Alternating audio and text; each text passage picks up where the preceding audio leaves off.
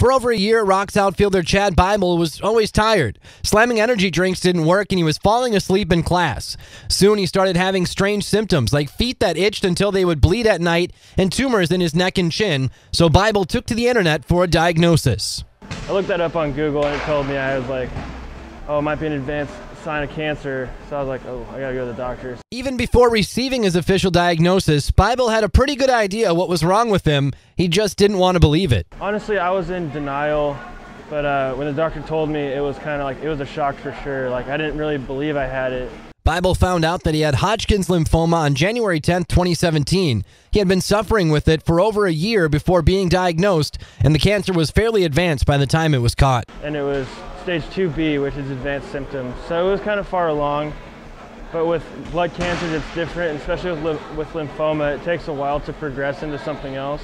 He began treatment about a month after being diagnosed and was at first able to stay involved with his college baseball team at San Diego State. As the chemo progressed, I think it was around round 4 is when I started really losing weight and getting very tired.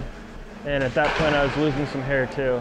Despite some low points along the way, the 22-year-old Valencia, California native says that his positive attitude, a strong support system, and God helped him in his fight. I was 100% not going to let cancer win. Bible says that since being diagnosed, people have approached him to let him know that he's been an inspiration, but he's quick to let them know that he believes they would have the strength to do the same thing in his situation. I always tell these people that if you're put in my shoes with my circumstances, you'd come out on top too. Never once in my managerial career or even playing career have you dealt with a guy that's gone through something like he has. Rock's manager Al Newman says that he didn't even know if Bible had played at all this previous season, but Bible reassured him that not only did he play, he had a pretty good year. And he said that he played this year, you know, had 9 homers, hit 300. And so I knew that one of the reasons why he was late getting here was he was finishing up his treatment. Bible says he's very impressed so far, not only with the city of St. Cloud, but with Joe Faber Field and the Rock's fans. I'm really impressed with the level of ball and just the community involvement with these baseball teams in the Northwoods. It's something special.